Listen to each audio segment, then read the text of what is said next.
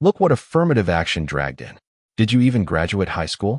The words sliced through the pristine silence of Prestige Financial Group's marble boardroom. Senior manager Derek Williams didn't bother looking up from his phone as he slid the intern paperwork across the table. The gesture was deliberate, dismissive. Maya Chun, Washington, 24, sat perfectly still in her Target blazer. Her worn leather portfolio rested on her lap. Around the table, 6 other interns shifted uncomfortably. Derek reached for his coffee mug, then seemed to stumble. The ceramic cup tumbled, sending scalding liquid across the mahogany surface. Toward Mia's feet. Oops. His smile was razor thin. Might want to clean that up before the real meeting starts. Mia's hands remained steady as coffee soaked her resume. Deep in her portfolio, a Black American Express Centurion card caught the morning light. Have you ever been judged so completely wrong that your silence became your greatest weapon? 9:15 a.m., 8 hours and 45 minutes. Until board meeting. The digital clock on the wall seemed to mock Maya as Derek Williams continued his performance. He leaned back in his leather chair, addressing the other interns like she wasn't there. Now that we've covered the basics, let's discuss what real investment banking looks like. His eyes flicked toward Maya. Some of you might find this challenging. Jennifer Walsh, a blonde intern from Yale, giggled behind her manicured hand. She discreetly angled her phone toward Maya, the TikTok live stream already gathering viewers. The notification sound pinged softly. Maya opened her worn notebook and began writing. Each word Derek spoke, each snicker from the other interns. The exact timestamps. Her handwriting remained steady, elegant, the kind taught at Swiss finishing schools. Derek assigned tasks with theatrical precision. Jennifer, you'll shadow our merger and acquisition team. Brad, you're with corporate restructuring. His finger stopped at Maya. And you? Coffee runs, filing, basic administrative support. We'll see if you can handle that level of responsibility. The other interns exchanged glances. Jennifer's live stream chat exploded with laughing emojis and fire symbols. Watch this diversity hire struggle, she whispered to her phone. Maya stood without protest. As she moved toward the door, Derek's voice followed her. Maya, right? Like that. Ancient civilization that collapsed. His smile was predatory. How fitting. She paused at the doorway, turning back with calm eyes. Actually, Maya means illusion in Sanskrit. Sometimes things aren't what they appear to be. The comment hung in the air as she left. Derek's expression flickered. Confusion. Then dismissal. 10:30 a.m., 7 hours and 30 minutes remaining. The executive assistant, Patricia Hayes, barely looked up when Mia approached her desk. Coffee orders are on the board. Make sure you get everyone's preferences right. We don't tolerate mistakes here. Maya studied the list. 12 different orders, each more complex than the last. Derek's was circled in red. Double shot. Espresso, oat milk, exactly 140 degrees. Don't screw this up. While waiting at the coffee shop downstairs, Ma's phone buzzed. The screen showed Washington Holdings' quarterly report ready for review. She glanced around, then quickly silenced it. A text followed. Maya, your 6 p.m. presentation materials are prepared. Should I have James set up the conference room? Executive assistant. She deleted both messages and focused on the coffee orders. Back on the 47th floor, Maya distributed drinks with quiet efficiency. When she reached Derek's office, she knocked softly. Finally, he didn't look up from his computer. Set it down and get out. I have real work to do. As Maya placed the cup on his desk, she noticed his screen. Email threads with subject lines like diversity problem and lowering standards. Her photographic memory captured the sender names, timestamps, conversation. Threads. Something wrong? Derek's voice was sharp. No, sir. Is there anything else you need? Yes, stay out of my way. 11:45 a.m., 6 hours and 15 minutes remaining. Maya found herself assigned to the copy room, a windowless space filled with industrial printers and filing cabinets. Other employees passed by, some offering sympathetic glances, others openly staring. The elderly janitor, Mr. Rodriguez, wheeled his cart past the doorway. He'd worked these floors for 15 years, invisible to most executives. But when he saw Maya organizing files with mathematical precision, he paused. You okay, mija? Maya looked up, surprised by the kindness. I'm fine, thank you. I've seen a lot of interns come through here. Most quit after the first week. His weathered hands adjusted his cleaning supplies. You're different. Before Maya could respond, Jennifer Walsh appeared with her phone still. Recording. Still here? I honestly thought you'd given up by now. The live stream now showed 1,200 viewers. Comments flooded the screen. She's trying so hard. This is painful to watch. Someone help her. Maya continued, organizing documents.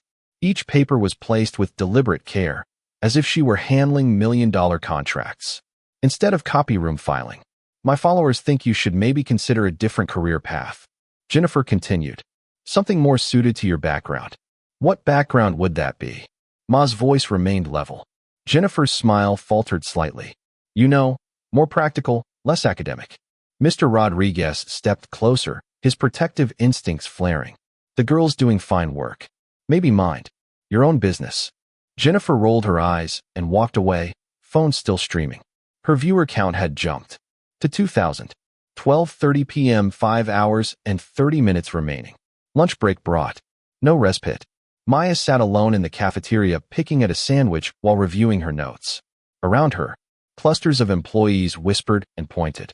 Derek's voice carried from a nearby table where he entertained 3 department heads. Honestly, I don't know what HR was thinking. We're running a business, not a charity. His audience chuckled appreciatively. The girl can barely handle coffee orders. How's she supposed to understand complex financial instruments? Department head Sarah Chun, no relation to Maya, nodded along. The board's pressure for diversity hiring is getting out of hand. We need qualified candidates, not social experiments. Mia's pen moved across her notebook. Names, quotes, witnesses a precise record of systematic discrimination. Her phone vibrated with another message. Board meeting moved to 6 p.m. sharp. All materials ready. Will you need the private elevator, James? She glanced around the cafeteria, then typed back, regular elevator is fine. Maintaining cover until tonight. At a table across the room, Jennifer was still live streaming, her phone propped against a water bottle. The chat was now filled with betting odds on how long Maya would last.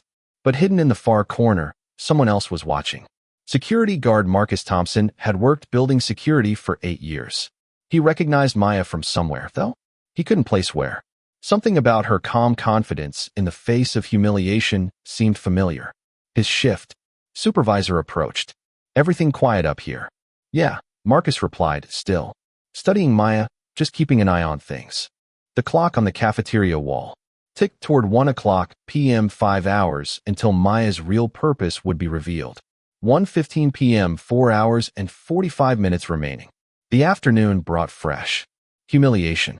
Derek had assembled what he called an educational demonstration in the main conference room. 23 employees crowded around the glass table, including the 3 department heads and several junior associates eager to curry favor. Today, we're going to review basic financial concepts, Derek announced, his eyes fixed on Maya. Starting with our intern's understanding of fundamental principles. Jennifer positioned her phone for optimal streaming angles. Her viewer count had swelled to 3,500 with comments flying. This is brutal. Someone stop this. Corporate bullying gone viral. Maya, can you explain what ROI means? Derek's question was a trap designed to embarrass. Return on investment. The ratio of net profit to cost of investment typically expressed as a percentage. Maya's answer was precise. Textbook perfect. Derek's smile tightened. Lucky guess. How about EBA? Earnings before interest, taxes, depreciation, and amortization. A measure of operational profitability. The room grew quieter. Maya's responses weren't what Derek expected. Market capitalization, total dollar market value of all outstanding shares, calculated by multiplying shares outstanding by current market price per share. Jennifer's live stream chat shifted. Wait, she actually knows this stuff. Plot twist incoming. Derek looks shook, but Derek wasn't finished. He opened his laptop and projected a complex financial statement onto the wall screen. Since you're so confident, walk us through this quarterly report. Explain the cash flow statement to everyone here. Maya approached the screen around her. Employees leaned forward. Some filmed on their phones, others exchanged bets on whether she'd crack under pressure. She studied the document for 30 seconds, then began speaking with quiet authority. The operating cash flow shows $47.3 million, indicating strong core business performance. However, the $12.8 million in financing activities suggests significant debt servicing. The $8.2 million decrease in investing activities signals reduced capital expenditure, possibly indicating cost-cutting measures or delayed growth investments. Her analysis was flawless. More than flawless, it revealed insights that impressed even the senior analysts present. Derek's face flushed red. Anyone can memorize textbook definitions, he snapped. Real business requires instinct, connections, breeding, things you can't fake. The word breeding hung in the air like poison. Several employees shifted uncomfortably. Jennifer's live stream exploded with outrage. Did he just say breeding? This is straight-up racism. Save this video as evidence. 2:30 p.m. 3 hours and 30 minutes remaining. The public humiliation had backfired, making Derek more dangerous. He retreated to his office with department heads Sarah Chun and Michael Torres plotting their next move. She's making me look bad. Derek's voice carried through his partially open door. We need to get rid of her before she causes more problems. Maya passed by carrying files, her steps silent on the marble floor. She paused just outside the door listening. Claim she's disruptive, Sarah suggested. Insubordinate. We have witnesses. Better yet, Michael added, say she's not following safety protocols. That's grounds for immediate dismissal. Derek's laugh was cruel. I like that. Frame it as a liability issue. Corporate will back us up. Maya's phone vibrated. A text from an unknown number. Ms. Washington, this is Marcus from Building Security. We need to talk. Staff break room, level 42. It's important. She made her way to the lower floor, finding Marcus Thompson waiting with coffee and a grim expression. I remember where I know you from, he said quietly. 3 months ago, you toured this building with the Washington Holdings executives. You were asking about security protocols, employee satisfaction surveys. Maya's composure didn't waver, but her eyes sharpened. I've been watching what's happening. Upstairs, Marcus continued. That live stream has 8,000 viewers now. People are recording everything, but Derek's planning something. I heard him talking to HR about filing a complaint against you. What kind of complaint? Safety violation. Says you were accessing restricted areas, handling confidential documents without authorization. Marcus leaned forward. But it'll stick if they push it through. Maya processed this information with clinical precision. When he's meeting with HR at 4:00 p.m., Patricia Hayes is already preparing the paperwork. Maya checked her watch. 2 hours until the board meeting. 1.5 hours until Derek's ambush. Marcus, I need a favor. Can you access the building's CCTV system? His eyebrows raised. Depends what you need. Everything from today. Every camera. Every angle, especially Derek's office, the conference room, and the cafeteria. That's a lot of footage. Why? Maya's smile was enigmatic. Because sometimes the truth needs witnesses. 3:45 p.m. 2 hours and 15 minutes remaining. Maya returned to the 47th floor to find chaos brewing. Jennifer's live stream had been discovered by the company's social media monitoring team. HR was scrambling to contain the damage. As the video went viral across Twitter, LinkedIn, and TikTok, Patricia Hayes rushed past Maya without acknowledgement, arms full of incident reports and legal documents. The hashtag Prestige Financial Bullying was trending with over 15,000 shares of Jennifer's stream, but Derek was undeterred. If anything, the viral attention made him more vicious. Emergency meeting, all interns, he announced over the intercom. Conference room now. The 7 interns assembled, tension crackling like electricity. Jennifer still held her phone, though the live stream was officially shut down. She was recording to her camera roll. Now, due to recent disruptions and safety violations, Derek began, his eyes locked on Maya. We're implementing immediate disciplinary measures. Some of you have demonstrated behavior inconsistent with our corporate values. Mia sat perfectly still, hands folded in her lap.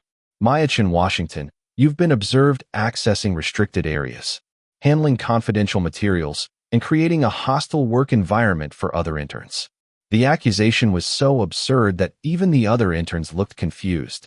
Brad, a normally silent intern from Northwestern, actually spoke up. Sir, Maya hasn't done anything wrong. She's been helping all of us with our assignments. Derek's glare could have melted steel. Mr. Patterson, I don't recall asking for your input. Jennifer, sensing the mood shifting against Derek, tried to regain control. I have everything on video. Maya was definitely acting suspicious. But the tide was turning. Other employees had gathered outside the glass conference room, watching the spectacle. Many had seen Jennifer's live stream. They knew who the real aggressor was. Maya finally spoke, her voice cutting through the tension like a blade. Mr. Williams, are you formally accusing me of misconduct? I'm stating facts. You violated company policy multiple times today. Which policies specifically? Derek fumbled through papers. Section 4.7 of the Employee Handbook. Unauthorized access to sensitive materials. Maya's eyes never left his face. Could you show me these materials? I allegedly accessed.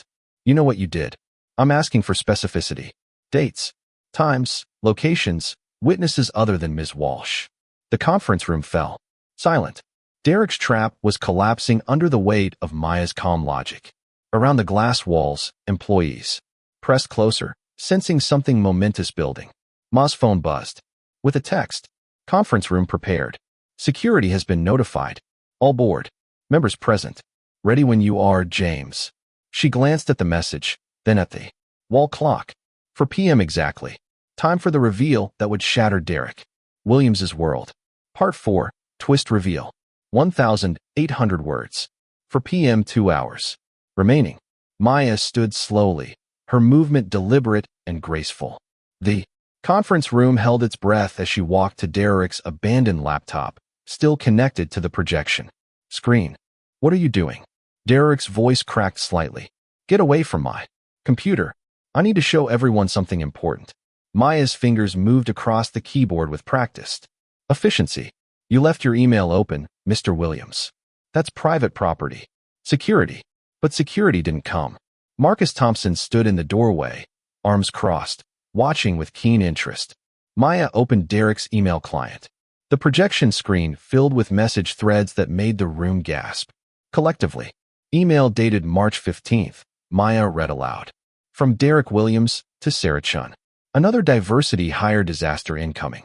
These people don't belong in our industry. How do we make this stop?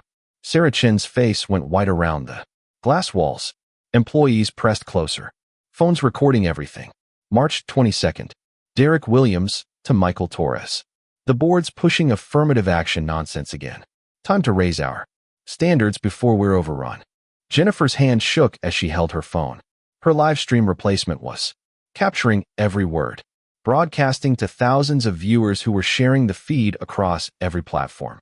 Maya scrolled deeper into the email threads, revealing a systematic pattern of discrimination that stunned the room into silence. May 3rd, Derek Williams to hiring committee, reject candidate Chin Park, too ethnic, won't fit company culture. May 17th, Derek Williams to Patricia Hayes. Promote Johnson over Martinez. We need the right image in client F-facing roles. June 2nd, Derek Williams to department heads. The diversity training is mandatory, but let's make sure everyone understands what really matters. Here, each email was worse than the last. Month after month of documented bigotry preserved in Derek's own words. Across company servers. June 24th, Derek Williams to Michael Torres, found a way around the diversity quotas. Reject candidates on cultural fit grounds. Legal can't touch us. The evidence was devastating. Derek had created an entire system of discrimination, carefully coded to avoid legal scrutiny while systematically excluding qualified minority candidates. Derek lunged for the laptop. Stop this immediately. You're violating federal privacy laws. Maya stepped aside, letting him frantically close his email, but the damage was done. Every message was burned into the minds of witnesses and preserved on dozens of recording devices. Actually, Mr. Williams, let me address your legal concerns. Maya's voice carried new authority, a subtle shift that made everyone lean forward. According to Employment Law Section 1102.3, discriminatory communications using company resources constitute hostile workplace violations automatically. waiving privacy protections under the Civil Rights Act of 1964, Title VII. The legal precision of her answer sent ripples through the room. This wasn't intern-level knowledge. This was expertise that suggested advanced legal training. Furthermore, Maya continued, Section 1981 of the Civil Rights Act provides for monetary damages in cases of intentional employment discrimination. Your emails constitute written evidence of intent. Derek's face contorted with rage and confusion. Who the hell are you? Maya reached into her worn leather portfolio and pulled out her phone. She dialed a number, putting the call on speaker. James, it's Maya. Please prepare the boardroom for an emergency disciplinary session. Full board attendance required. A professionally trained voice responded. Of course, Miss Washington. Shall I notify legal and HR to prepare termination documentation? The executive team is standing by. The name hit the room like a physical blow. Washington.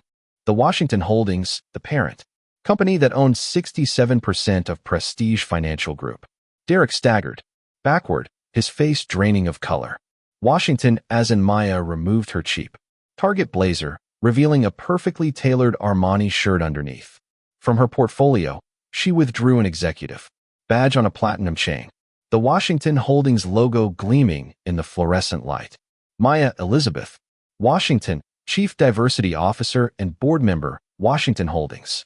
Her voice carried quiet power now. The pretense finally dropped. I've been conducting our annual undercover assessment of subsidiary workplace cultures. The silence was deafening. 7 interns, 3 department heads, and 20+ employees stared in stunned disbelief. The woman they'd watched being humiliated all day was one of the most powerful people in the building. Jennifer's phone slipped from her trembling fingers, clattering to the floor. The live stream continued broadcasting to over 15,000 viewers who were now witnessing corporate history. For the past 18 months, Maya continued, Washington Holdings has received 23 formal complaints about discrimination at Prestige Financial. Anonymous. Employee surveys showed systematic bias affecting 67% of minority staff. Exit. Interviews cited hostile work environment as the primary factor in 73% of minority departures. She gestured to the projection screen still displaying Derek's emails. Today's assessment has provided comprehensive evidence of the root cause. A manager who views diversity as a threat rather than an asset. Maya picked up Jennifer's phone, scrolling through the live stream comments that were exploding with reactions. Your performance, Mr. Williams, has been viewed by over 15,000 people across multiple platforms. They've witnessed clear violations of federal equal employment opportunity laws, creating massive legal liability for both you personally and this company. Derek's mouth opened and closed like a dying fish. This is entrapment. You can't. This isn't legal. Actually, it's completely legal under federal employment law. Undercover assessment is standard practice in corporate governance protected under whistleblower statutes. Maya's legal knowledge was encyclopedic. What's illegal is your documented pattern of discriminatory behavior spanning 8 months. She gestured to the evidence on screen. Those emails alone constitute violations of Title VII, Section 1981, and state anti-discrimination laws. Each violation carries potential fines of $50,000 to $300,000, plus punitive damages. Sarah Chun found her voice, desperation, creeping in. Maya, we had no idea who you were. If we'd known. That's exactly the point, Ms. Chun. Maya's gaze was laser-focused. Your behavior towards someone you perceived as powerless reveals your true character. Respect shouldn't depend on someone's position or connections. Maya turned to address the room at large. Today, I was treated as less than human because you believed I couldn't fight back. That reveals more about this company's culture than any survey could. Patricia Hayes appeared in the doorway, clutching a stack of incident reports. Mr. Williams, I have the documentation ready for. She stopped mid-sentence, seeing Maya standing at the front of the room with unmistakable executive authority. Ms. Hayes, Mia said calmly, please redirect those incident reports to target the actual policy violators. I'll need comprehensive documentation of every discriminatory action witnessed today, cross-referenced with CCTV timestamps. The power dynamic had completely reversed. Derek Williams, who'd spent The day tormenting Maya now faced the reality that his victim controlled his professional fate. But Maya wasn't finished revealing the scope of her operation. "Mr. Rodriguez," she called to the elderly janitor who'd been watching from the hallway. "Could you please join us?" The weathered man entered hesitantly, still wearing his maintenance uniform. Maya gestured for him to sit in Derek's chair. "Mr. Rodriguez has worked here for 15 years. He's observed more workplace interactions than anyone else in this building. His insights have been invaluable for our diversity assessment initiative." The symbolism was perfect and devastating. The janitor sitting in the manager's seat while the manager stood powerless facing termination. In fact, Maya continued, "Mr. Rodriguez provided some of our most detailed reports about discriminatory behavior on this floor. Employees often forget that maintenance staff see everything." Derek's face went ashen as he realized the scope of surveillance he'd been under. Jennifer finally found her voice, tears streaming down her face. "I didn't know. The live stream was just supposed to be funny. I wasn't trying to hurt anyone." Maya studied the young woman with clinical interest. "Ms. Walsh, you broadcast workplace harassment to thousands of viewers for entertainment. You turned another person's dignity into content for social media engagement. That demonstrates a fundamental lack of empathy and professional judgment. But I didn't know you were important, powerful, connected." Maya's questions cut deep. "So harassment is acceptable if the target can't fight back. That's exactly the mentality we're here to eliminate." Jennifer's tears were genuine now, but Maya felt no satisfaction in them. This wasn't about revenge. It was about justice and systemic change. "Here's what's going to happen," Maya announced to the room with executive authority. At 6 p.m., the full Washington Holdings board will convene for an emergency disciplinary session.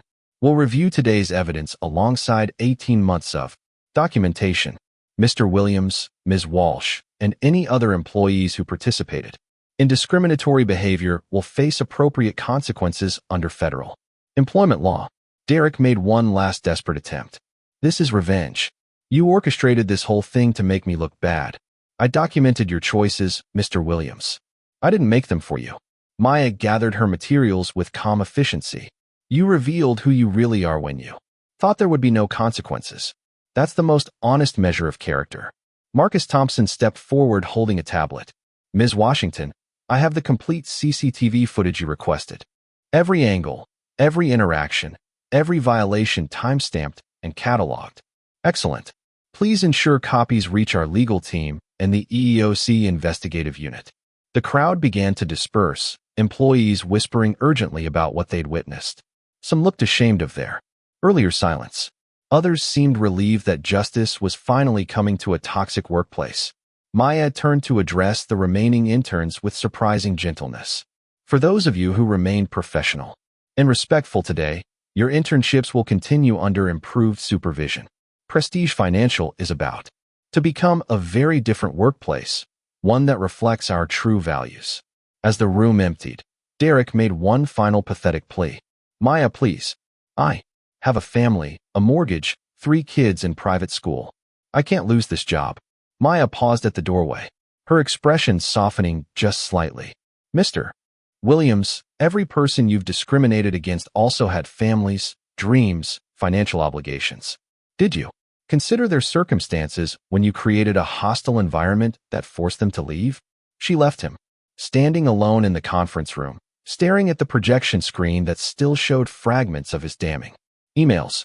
The clock on the wall read 4:47 p.m. 1 hour and 13 minutes until the board meeting that would reshape Prestige Financial Group forever. Maya had spent 8 hours being underestimated, humiliated, and dismissed. Now came the reckoning that would transform not just individual careers, but an entire corporate culture. 6 p.m. Executive Boardroom, 48th floor. The mahogany boardroom table gleamed under crystal chandeliers as Maya entered wearing a charcoal Armani Powers suit. Gone was every trace of the humble intern. She moved with the confidence of someone who belonged at the head of billion-dollar decisions. 8 Washington Holdings executives flanked the table alongside 5 Prestige Financial board members. Laptops displayed financial charts, legal documents, and streaming social media feeds showing Derek's humiliation, spreading across the internet. James Morrison, executive assistant and longtime family friend, handed Maya a leather portfolio. The evidence compilation is complete. Legal has reviewed everything. We're ready to proceed. Mia took her seat at the head of the table. Through the floor-to-ceiling windows, the city sprawled. 48 floors below. A kingdom her family's company helped rule. Ladies and gentlemen, thank you for convening on short notice. Today's undercover assessment has revealed systematic discrimination that threatens our company's legal standing, financial performance, and moral integrity.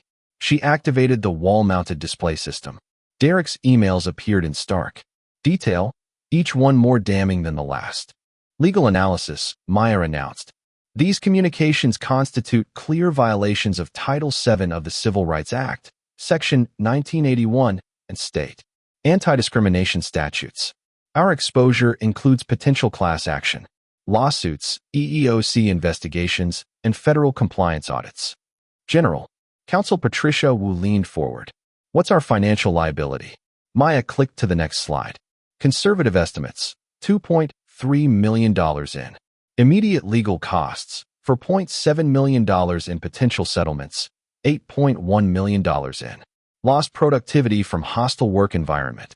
Total exposure $15.10 million annually. The numbers hit the room like a physical force.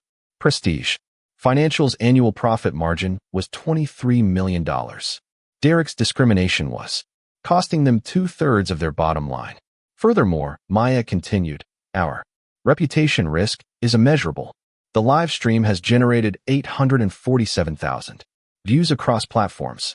Prestige financial bullying is trending, with a 127,000 mentions. Our stock price dropped 3.2% in after-hours trading. Board Chairman Robert Chin spoke with barely controlled anger. How do we miss this pattern? Because discrimination operates in shadows, Maya replied. Derek Williams mastered the art of coded language and plausible deniability. But patterns emerge when someone becomes invisible enough to witness truth. She clicked to personnel data. Under Derek's management, minority employee retention dropped to 23% compared to 67% company average. Hiring diversity fell 43%. Department productivity declined 18% due to constant turnover and toxic culture. CFO Michael Rodriguez studied the spreadsheets. These numbers are catastrophic. How much will remediation cost? Maya had prepared comprehensive solutions. Phase 1, immediate terminations and demotions. Cost $340,000. In severance and replacement hiring. Phase 2, cultural transformation. Program. Cost $890,000 annually. Phase 3, monitoring and compliance systems. Cost $450,000. Implementation $120,000 annually. Total investment $1.8 million.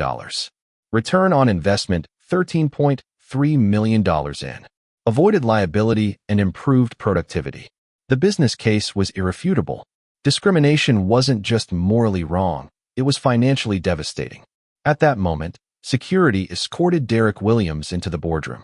His earlier arrogance had crumbled into desperate panic. Behind him came Jennifer Walsh, Sarah Chun, Michael Torres, and Patricia Hayes. Derek's eyes darted around the table, recognizing the power assembled against him. This is a setup. She deliberately deceived us. Maya's voice remained ice calm. Mr. Williams, you had 8 hours to demonstrate basic human decency. You chose discrimination. I simply documented your choices. She activated video footage. The room watched Derek's coffee spilling incident in slow motion. His deliberate cruelty was obvious from every angle. 9:15 a.m. Mr. Williams assigns menial tasks while making demeaning comments about my intelligence and background. The next video showed Derek's financial quiz. Performance. 2:30 p.m. After I demonstrate superior knowledge, Mr. Williams escalates to public humiliation using coded language to suggest racial inferiority. Patricia Wu took notes furiously. Each incident was a separate legal violation. 3:45 p.m. Mr. Williams conspires with colleagues to fabricate safety violations and terminate my employment illegally. The evidence was overwhelming, But Maya wasn't finished. Jennifer Walsh live-streamed harassment to 15,000 viewers, turning workplace discrimination into entertainment content. Sarah Chun participated in discriminatory communications. Patricia Hayes ignored multiple bias reports and enabled toxic behavior. Jennifer began sobbing. "I'm sorry. I didn't understand how serious this was." "Ms. Walsh," Maya replied, "you're 22 years old. At what age should people be held accountable for deliberate cruelty?" Derek made a final desperate play. "Maya, you're overreacting. This is just office culture. Everyone jokes around. We didn't mean anything personal." Maya's response was surgical. "Mr. Williams, in the past 18 months, your office culture has driven away 12 minority employees. Total replacement costs $847,000. Lost institutional knowledge. Immeasurable." She clicked to exit interview footage. Here's Kesha Johnson, former analyst, explaining why she quit after 8 months. The video showed a young black woman in tears. "I couldn't take it anymore. Derek made me feel like I didn't belong there every single day. The microaggressions, the exclusion from meetings, the constant questions about whether I was really qualified." More videos followed. Carlos Martinez, Jennifer Kim, Ahmad Hassan, a parade of talented professionals destroyed by Derek's systematic bigotry. Each of these people had families, dreams, and bills to pay. Maya said, "Your actions didn't just hurt feelings. You damaged lives and careers." Board Chairman Robert Chen had seen enough. "What are your recommendations?" Maya's proposal was swift and decisive. Derek Williams, immediate termination. For cause, no severance, permanent industry blacklisting. Jennifer Walsh, internship termination, notation in academic record. Sarah Chun, demotion to junior analyst, mandatory bias training. Patricia Hayes, removal from HR, reassignment to administrative role. Additionally, I'm implementing the Washington Holdings Diversity Excellence Initiative. Budget $2.1 million annually. Components: unconscious bias, training, anonymous reporting systems, diversity hiring targets, and regular undercover assessments. The financial projections were compelling. Within 12 months, we project 45% improvement in minority retention, 67% increase in diverse hiring, and $8.30 million in productivity gains. Derek's voice cracked with desperation. "Please, I have 3 kids, a mortgage. I'll change. I'll do whatever you want." Maya studied him with clinical detachment. "Mr. Williams, change requires acknowledging wrongdoing. Can you honestly say you understand why your behavior was harmful?" Derek's silence spoke volumes. Even facing termination, he couldn't grasp the humanity of his victims. "Your inability to show genuine remorse confirms that termination is appropriate," Maya concluded. General Counsel Patricia Wu addressed the legal implications. "We are prepared to defend these decisions. The evidence supports immediate action under federal employment law." Chairman Robert Chen called for formal votes. All in favor of Derek Williams' immediate termination. 9 hands raised unanimously. Jennifer Walsh's internship termination. 9 hands again. Sarah Chen's demotion and probation. 8 hands. Sarah's father abstained, his face grim with disappointment. Patricia Hayes' reassignment. Unanimous approval. Maya felt no satisfaction in the destruction of careers. This was justice, not revenge. Finally, she announced, "I'm establishing the Rodriguez Excellence Fund, named after our facility's supervisor, who showed kindness when others chose cruelty. $500,000 annually for minority student scholarships." The symbolism was perfect. The janitor who'd comforted Maya would have an educational fund bearing his name. Security began escorting the terminated employees from the building. Derek's protests echoed down the marble hallway until the elevator doors closed. Through the boardroom windows, Maya watched the sun set over the city. In one day, she'd exposed systemic discrimination, documented federal law violations, and transformed corporate culture. But the real victory wasn't Derek's termination. It was ensuring the next underestimated person wouldn't face what she'd endured. The revolution had begun with quiet power, data-driven precision, and unwavering dignity. 3 months later, Prestige Financial Group. The transformation was visible the moment visitors stepped off the elevator. Where Derek Williams once ruled through fear, a diverse team of managers now collaborated with respect and professionalism. The toxic atmosphere had been replaced by an energy of innovation and inclusion. Maya walked through the halls she'd once navigated as a powerless intern. Now, employees greeted her warmly, understanding she'd risked her dignity to expose systemic problems they'd all witnessed but felt powerless to address. "Good morning, Miss Washington," called out Brad Patterson, the Northwestern intern who defended her during Derek's final meltdown. Now a full-time junior analyst, he'd become one of the company's rising stars. Maya paused at his desk. "How's the transition going, Brad?" "Night and day difference," he replied honestly. "The new training program actually works. People are focused on performance instead of politics." The numbers supported his observation. Under the new leadership team, department productivity had increased 23% in just 12 weeks. Employee satisfaction scores jumped from 2.1 to 4.3 out of 5. Most importantly, not a single minority employee had quit since the reforms began. Maya's phone buzzed with a text from Marcus Thompson, now promoted to head of security operations. "Media crew here for the documentary filming conference room. Ready when you are." The documentary would chronicle the first 3 months of transformation. Harvard Business School was funding the project to study how quickly toxic workplace culture could be reformed through decisive action. Maya made her way to the conference room where CNN's cameras were set up. The story had become a case study in corporate accountability featured in business schools nationwide. "Ms. Washington," the interviewer began, "critics say your undercover operation was deceptive. How do you respond?" Maya's answer was measured. "Deception implies malicious intent. I revealed truth. The only deception was people believing they could discriminate without consequences." "What's been the most significant change?" "The anonymous reporting system," Maya replied without hesitation. "In 3 months, we've received 47 reports of bias incidents across all departments. Each one was investigated and addressed. Previously, these problems festered in silence. The system was revolutionary. Employees could report discrimination through encrypted apps, ensuring protection from retaliation.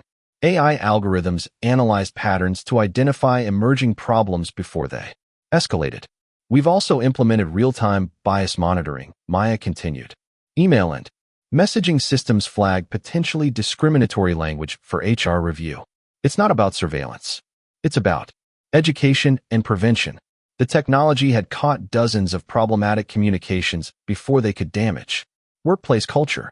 Employees received immediate feedback and coaching rather than punishment, creating learning opportunities instead of fear." "What happened to Derek Williams?" Maya's expression remained professional. "Mr. Williams faced the consequences of his choices. He was terminated for cause and is no longer employed in the financial services industry." The reality was harsher than Maya's diplomatic language suggested. Derek's viral humiliation had made him unemployable. His LinkedIn profile showed 18 months of unsuccessful job searches. The man who'd once held power over others now faced the career destruction he'd inflicted on minority employees. Jennifer Walsh had fared slightly better. Her university had required extensive bias training and community service. She'd written a public apology that went viral for different reasons: genuine remorse and commitment to change. Some employers were willing to give her a second chance. "Tell us about the Rodriguez Excellence Fund," the interviewer prompted. Maya smiled genuinely for the first time. During the interview, "We've awarded 23 scholarships to underrepresented students pursuing finance careers. Mr. Rodriguez himself reviews applications. His insights about character and resilience are invaluable." The fund had raised $1.2 million beyond the initial commitment. Other companies, inspired by the story, had established similar programs. A movement was growing across corporate America. "The real measure of success," Maya continued, "isn't punishing bad actors. It's creating systems where discrimination can't take root." She gestured toward the bustling office visible through glass walls. "Look at this floor now. People collaborate across racial lines without tension. Ideas are evaluated on merit, not the demographics of who proposed them. That's the culture we've built." The interviewer posed a final question. What advice would you give to other executives facing similar problems? Maya's answer reflected hard-earned wisdom. Don't wait for scandals to force change. These real-life stories of discrimination happen daily in offices everywhere. Leaders have a choice. Address problems proactively or wait for them to explode publicly. But most importantly, she added, remember that every employee deserves dignity. These are touching stories of human resilience, not just business metrics. When people feel valued, everyone benefits. After the cameras stopped rolling, Maya walked to her executive office. On her desk sat hundreds of emails from employees across the industry, sharing their own black stories of discrimination and thanking her for creating change. One message stood out from Kesha Johnson, the former analyst who'd quit under Derek's harassment. Maya, I just accepted a position at Goldman Sachs. Your courage gave me the confidence to try again. Thank you for proving that our voices matter. Maya smiled, knowing the real work was just beginning. Transforming one company was significant, but changing an entire industry would take years of sustained effort. Outside her window, the city buzzed with millions of workers facing their own battles against bias and discrimination. But now they had proof. That quiet power, combined with unwavering principle, could defeat even the most entrenched systems of injustice. The revolution had begun with a spilled cup of coffee and a young woman's refusal to accept disrespect. Now it was spreading across corporate America, one workplace at a time. 1 year later, impact beyond walls. Maya's story had traveled far beyond prestige. Financial groups' marble halls. The Washington method using undercover assessments to expose workplace discrimination had been adopted by 43 companies across 7 industries. What began as one woman's quiet resistance had sparked a nationwide movement for corporate accountability. The numbers told a powerful story. Companies implementing MA's reforms saw average increases of 34% in minority retention, 28% in employee satisfaction, and 19% in overall productivity. The business case for dignity had been proven with irrefutable data. Derek Williams remained a cautionary tale. His LinkedIn showed continued unemployment, his reputation permanently linked to viral footage of corporate bullying. Sometimes consequences are simply consequences.